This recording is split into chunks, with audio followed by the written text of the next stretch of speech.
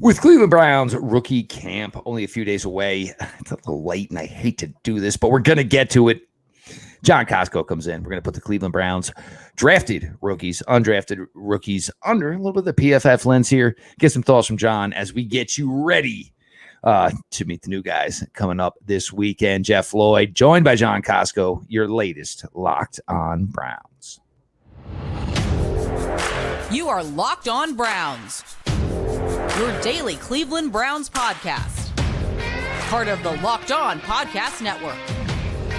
Your team every day.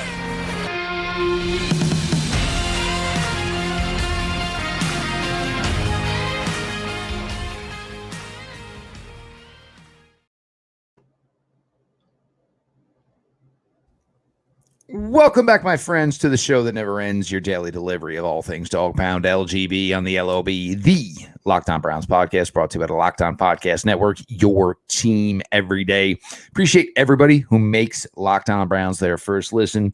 All you everydayers, you guys, again, you're the fabric on which this show was built, so we appreciate you all so much. You are the reason that we get to gravitate to things like, a somewhat of a partnership with SiriusXM. So, again, guys, all thank you so much. One of my favorite off seasons of episodes every year, we sit down with John Kosko.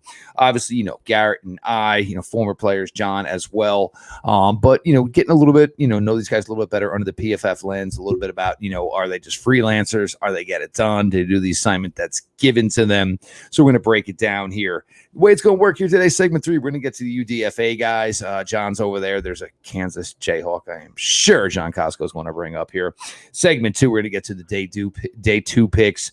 I think there's value there and there's potential there. We'll see how that works out. We're going to start it here. Segment 1, of course, Browns with their first 2 picks in wide receiver Cedric Tillman, defensive tackle Siaki Ika, Jeff Lloyd, John Kosko. John, the first couple of guys that got here today, last weekend, in Tillman, in Ika.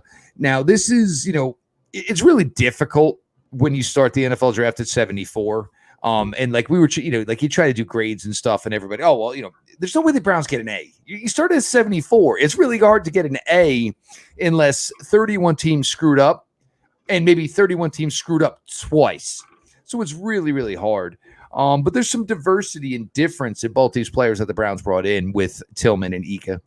Yeah, and getting an A is maximizing your picks essentially and what you have available to you. So they come into this draft, and you can consider that their second pick of the draft was, their second round pick was, Elijah Moore, which is, a great value there. And they still have a third round pick from that trade.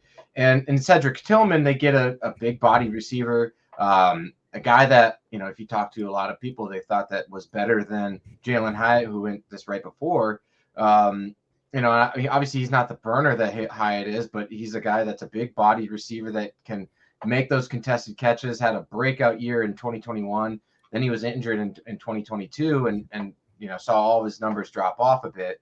But what you saw from this guy is he's a physical receiver. He can make those contested catches. He can be, maybe a long-term replacement for Donovan Peoples-Jones or even Amari Cooper, depending on how he develops. And he's a guy that I think can provide the same type of ability, as Donovan Peoples-Jones, obviously, which become a much cheaper price because Donovan Peoples-Jones is probably going to command a pretty hefty contract in his second contract. So we'll see what happens there. And then Siaki Ika, however you pronounce his last name, that one is an interesting one for me because it's, you look at his athletic profile and it's not at all what the Browns have drafted in. Nope. Especially under Andrew Berry. One of the most unathletic guys that you'll see in the draft. Obviously, you're going to see that when a guy's, weighing in at 358 pounds or however much it was at the combine. And he needs to obviously get better in terms of his conditioning and stuff like that. But the thing is, when we did see him at his peak, he was a dominant force for that Baylor defensive line. So if he can replicate that like he showed in 2021, he fell off a little bit in 2022, but he still was very productive in 2022. The Browns have a good run stuffer in the middle, which is what they've been sorely lacking. And Joe Woods' defense, and maybe they'll have that in Jim Schwartz's. Yeah, and the thing with Ika though is you get these type of players, and the motor's there, the heart is there, all of that stuff. So you with Ika, yeah, it was maybe a little bit against the grain, but this 300, 302, 298, they needed some beef, and they just didn't really have a choice here in this matter. But I do want to get to one more thing on Tillman. And look, whatever the future may hold, and it's always difficult to, predict, another off season when we're just finishing one. But I look at some things that Browns can now do. Look, when you factor in Njoku, when you factor in Akins, you can go big with Nick Chubb on the field. You can go Tillman, DPJ. You can do the 2 tight ends.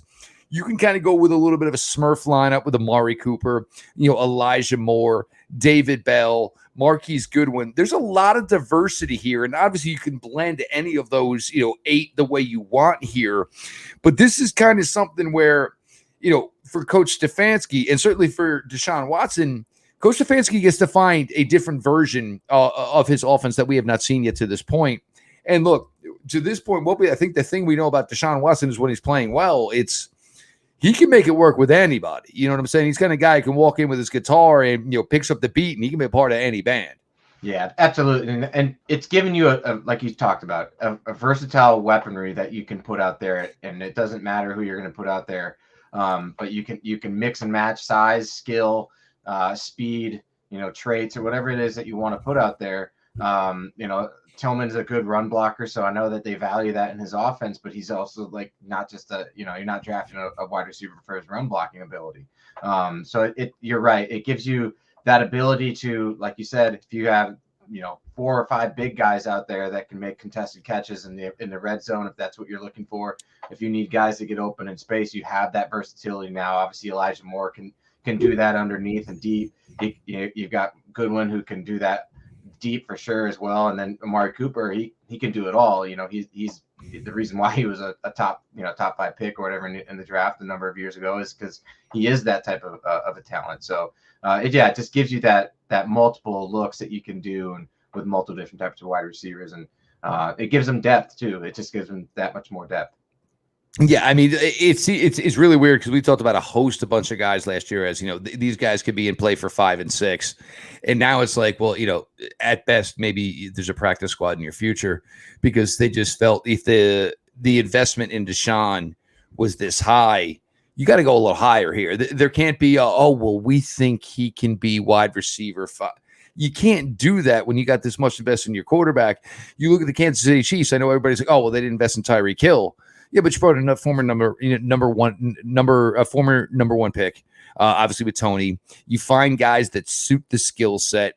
And now, I mean, you look at it and you go out there, Deshaun, he's got 8 options and 8 viable options. We'll see the way third tight end works, and what maybe they can do as a receiving back here. But this is, this is a hell of a start. Yeah, absolutely. That's the name of the game, is that you're not seeing, we have an elite level quarterback, you should make it work with crappy wide receivers. And it's like, no, the guy's got to be able to catch the ball and run the right routes and get open as well. So you want to support your quarterback with the best weapons as possible. You see that with Patrick Mahomes, Joe Burrow, Josh Allen. They keep putting good weapons out there for him too. And I mean, same thing with Tua. Not a good quarterback the first couple of years in his league. Has a breakout year last year because they put weapons for him out there. So it's doesn't matter what the quarterback is, the better your weapons. You saw it with Tom Brady's, Deshaun Watson, not Tom Brady, but he was obviously won 3 Super Bowls. Then you give him Randy Moss, and it's like now he has the greatest season of all time. I mean, give him better weapons, and you see some of the greatest seasons you can see. Yeah, sometimes great plus great equals great. Very, very novel concept that more people should probably consider here. We're going to switch it up here. We're going to get moving on. We're going to get to segment 2 here. We get to the day 3 selection, see what caught John's eye there. Jeff Lloyd, John Kosko, your latest Locked On Browns. This episode of Locked On Browns is sponsored by BetterHelp. Look, we are parents, we are husbands, we are wives, we are workers. We've got to do everything we can to make all of these aspects in our life work. And the thing is, it gets really easy to get caught up in what everybody else needs from you. And you never take a moment to think about what you need from yourself. But when we spend all of our time giving, and, again, whether it's a parent, whether it's a spouse, whether it is, as a worker, it can leave us feeling stretched thin and burned out. I know it. You know it. We all know it. Therapy can give you the tools you need to find more balance in your life, so you can keep supporting others without leaving yourself behind. Look, last 5 years between COVID, losing two of the most important people in my life, it's been really, really difficult. And it's helpful to me to learn positive coping skills and how to set boundaries. It empowers you to be the best version of yourself. And it isn't just for those who've experienced major trauma. You just need daily maintenance. So if you are thinking of starting therapy, give BetterHelp a try. It's entirely done online. It's designed to be convenient, flexible, and suited to your schedule. Just fill out a brief questionnaire to get matched with a licensed therapist. And if it's not working out, you can switch therapists anytime for no additional charge. Find more balance with BetterHelp. Visit BetterHelp.com/lockedon today to get 10% off your first month. That's BetterHelp, HELP.com/lockedon. Jeff Lloyd, John Kosko, as we continue here on your latest Locked On Browns.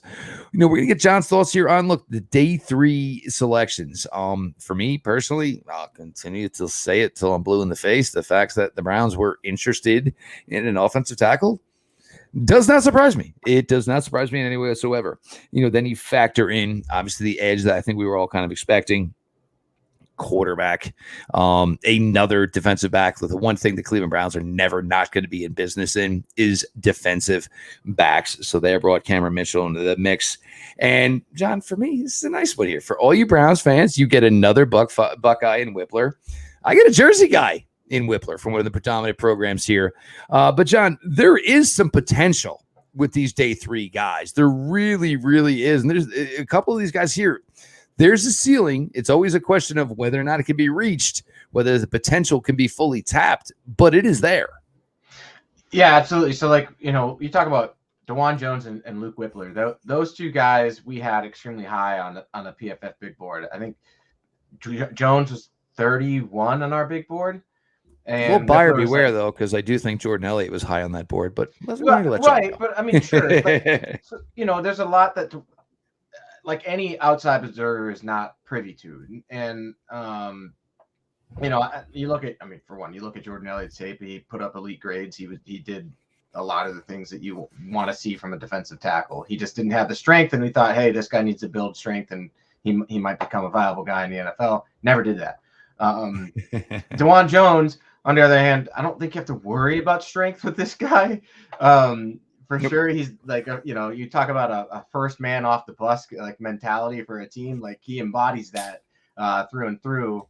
But he is a guy that from a pass blocking efficiency, number 1 in the country last year.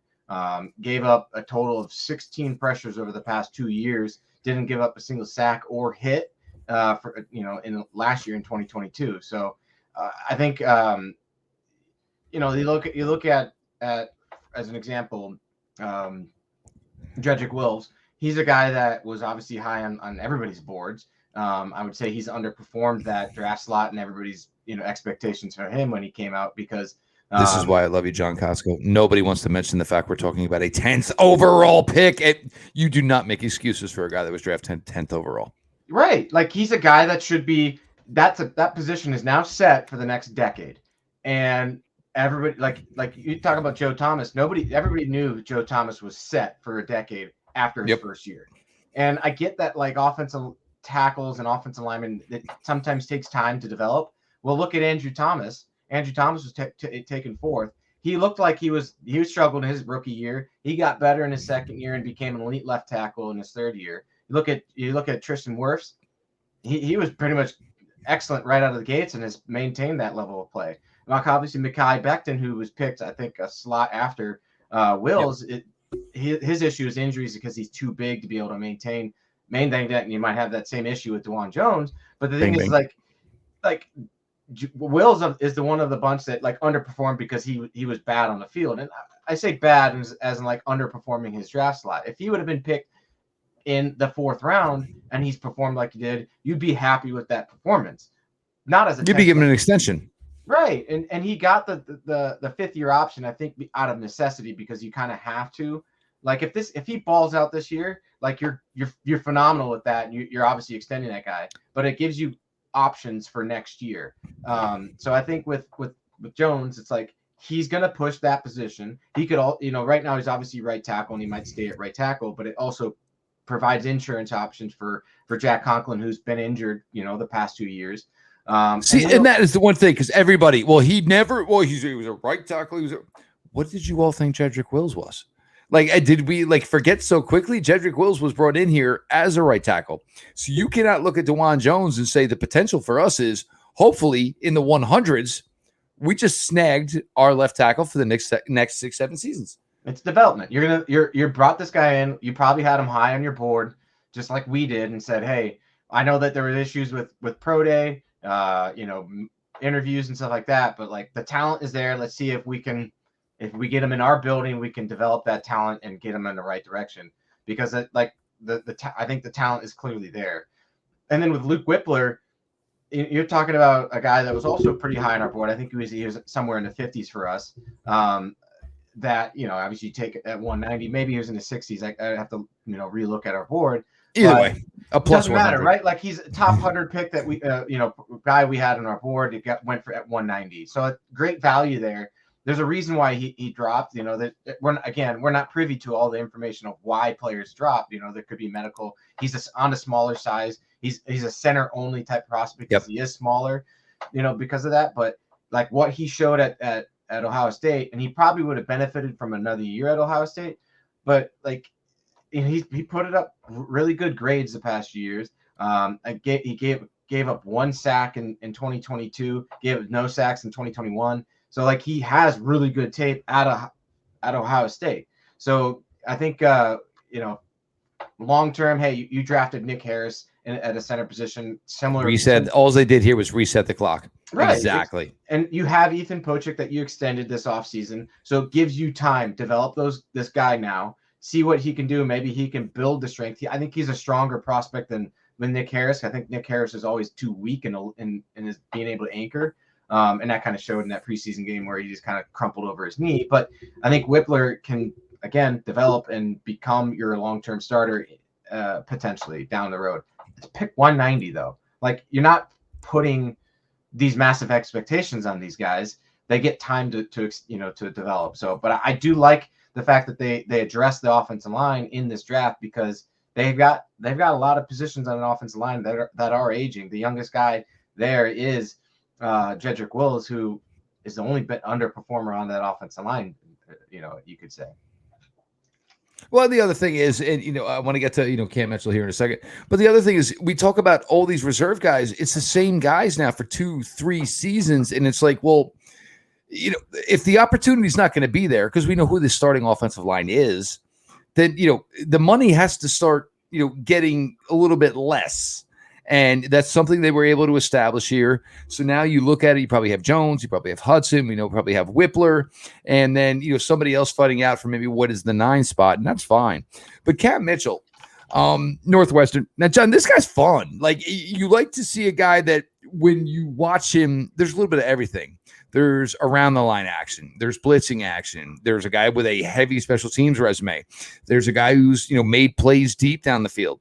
Everybody doesn't truly understand defensive back play. And, yes, there's some guys where, being around the line of scrimmage, being around the garbage necessarily isn't their game. But the guys who can do it all, and when you take up a guy like Cam Mitchell, you can say, well, he can do this, he can do that, he can do this, he can do that, which is great, because guess what? This week we might be without so-and-so. Next week, we might be without so-and-so. He comes in here with a very, very unique, versatile package.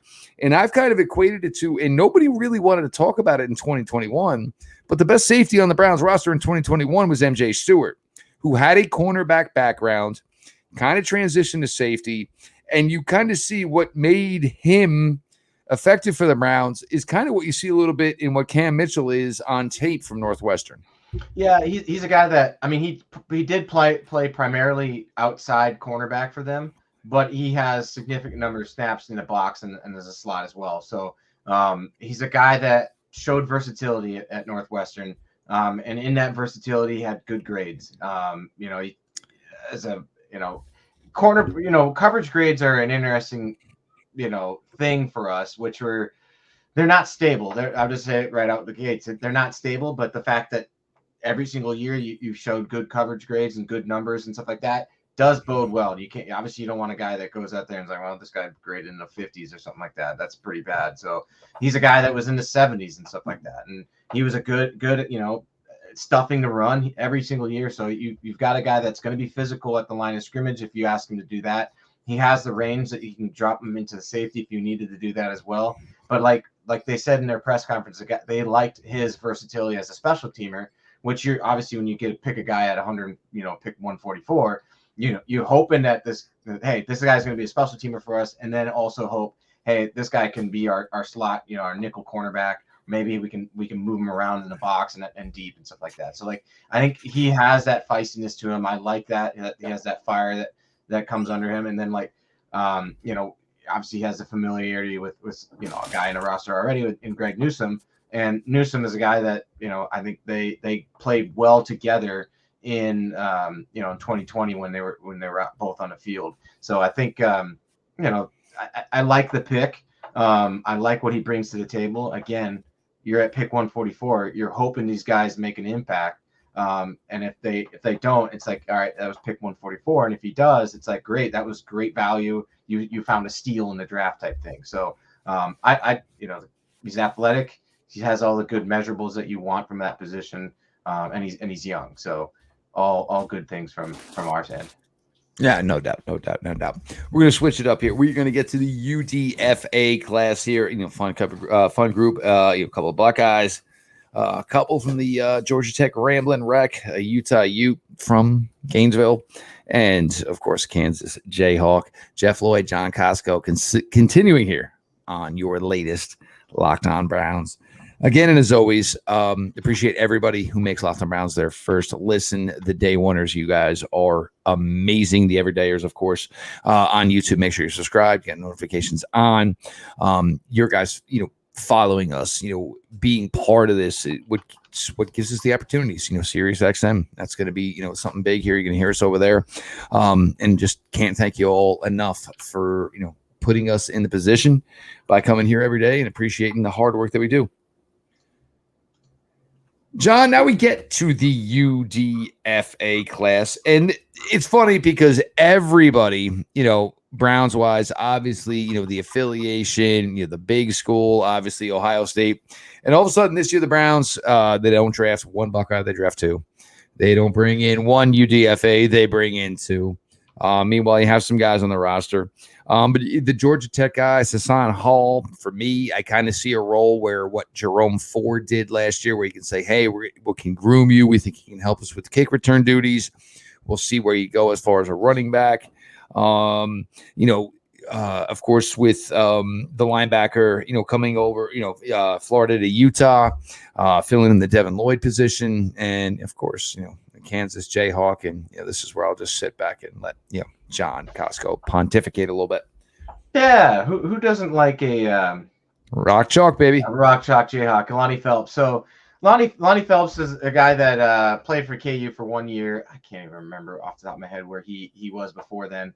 He was at a it is so hard to keep Mac school, maybe with the portal now. It is so hard. Yeah, so these guys are all over the place.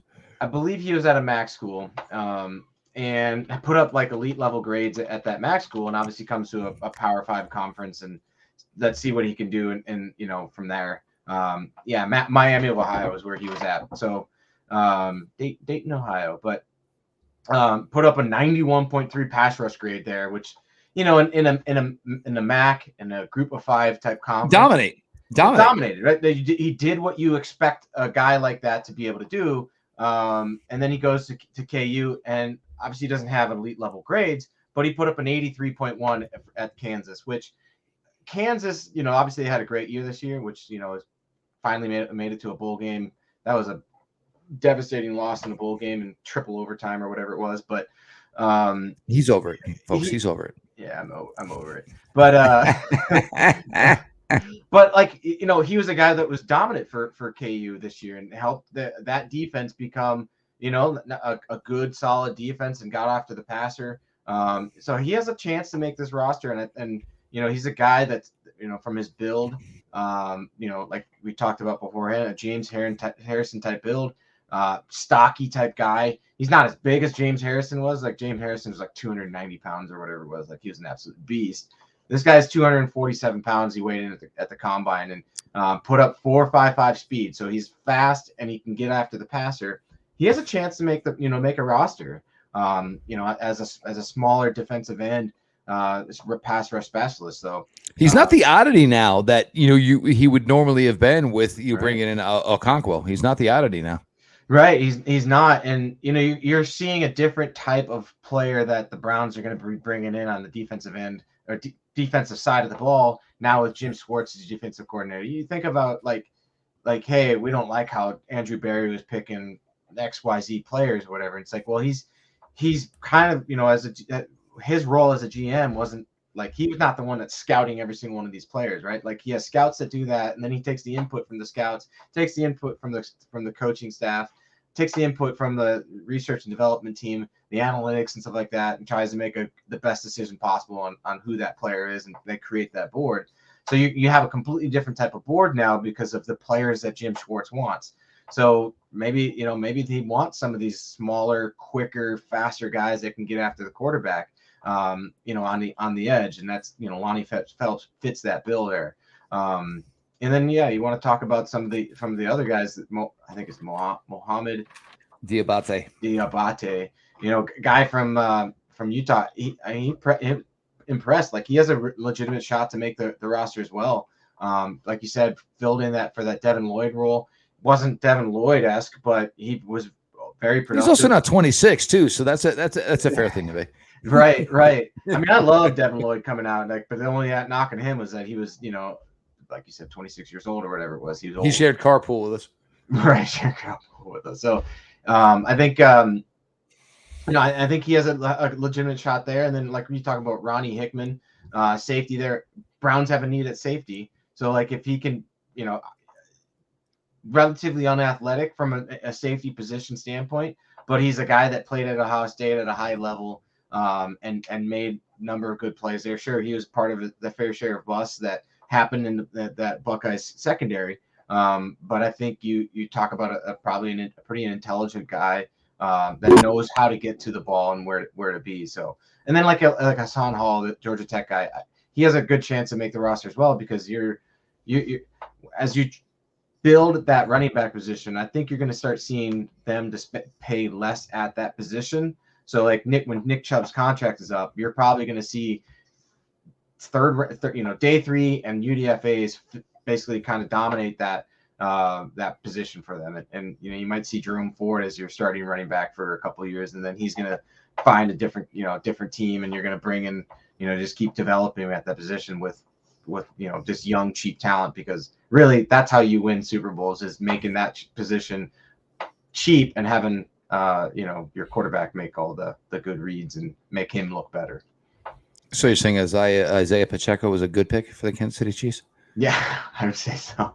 He was much more productive than Clyde Edwards-Helaire, was he not? And they won a Super Bowl when they stopped giving. That's one of those ones where like somebody made the pick and you're like, man, we don't need to do this. We don't need to do this. I can find you a guy, and his name could be Ernie Pantuzzo, but I will find you a guy to come in here and give us the same type of thing. And for me, that was kind of my thing with Cedric Wills, is I can find somebody to give you $7.5 million of the 14 and change you're going to pay Cedric Wills. And this is also the point of having a guy like Bill Callahan. You know, aren't you paying these coaches to be these guys for a certain reason, to help you offset some of the costs that you have now put onto your quarterback?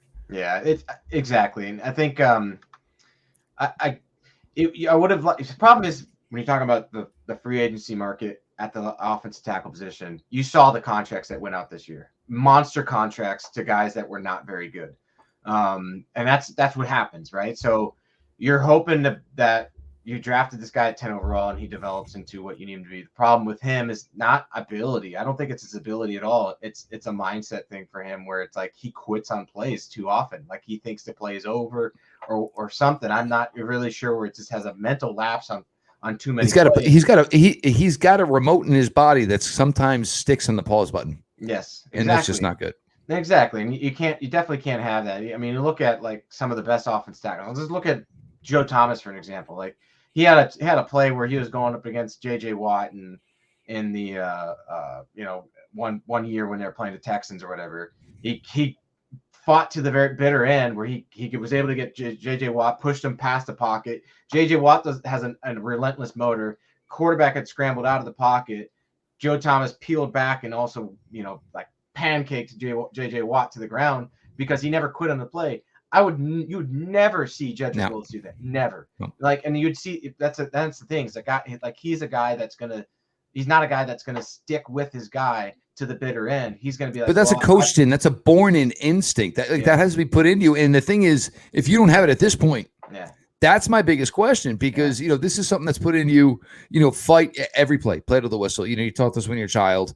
You taught it obviously as you graduate. Through your football life. By high school, you either play to the whistle or you don't play. In college, it don't happen. You don't play if you're not a play to the whistle guy. So. And look, it's not a Jed bashing thing here. Yeah. And, I am, for me, I'm trying to find a way for the Cleveland Browns to save some money here. And I think that left tackle position could be the way to do it. So, the 5th year's option has been picked up. But the question could be is, if Dawand Jones shows enough and anybody shows any interest in Cedric Willis, he still might not be here to play on that 5th round option. Yeah. But we got to a ton here today. Look, it's John Kosko, dude. We love these episodes. And look, John will always be a part of this here as we get more to the regular season. But with everything that Garrett's got going on and the way the schedule is going here, we're trying to find every way to make it mesh.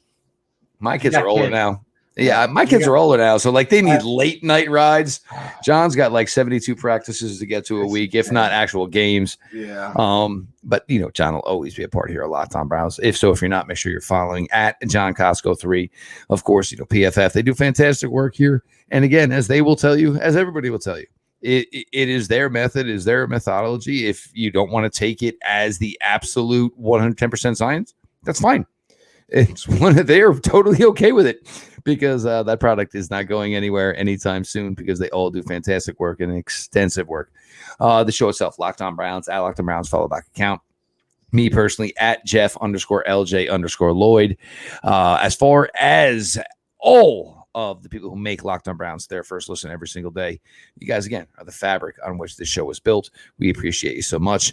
Whether it is YouTube, make sure you're subscribed, you get notifications on. Whether you're audio listeners, whatever podcast platform is your favorite, we are available every day, and we are available free, again, every single day. So much new traffic here. Stick around. 5 episodes a week. We got a lot coming up this week. We got an NFL schedule dropping on Thursday. I'm saying 12-5. I don't even know where it's at. I'm going to say 12-5. You can crucify me later, of course, on that front. All that being said, boys and girls, this has been your daily delivery of all things Dog Pound. LGB on ELOB. Let's go, Browns.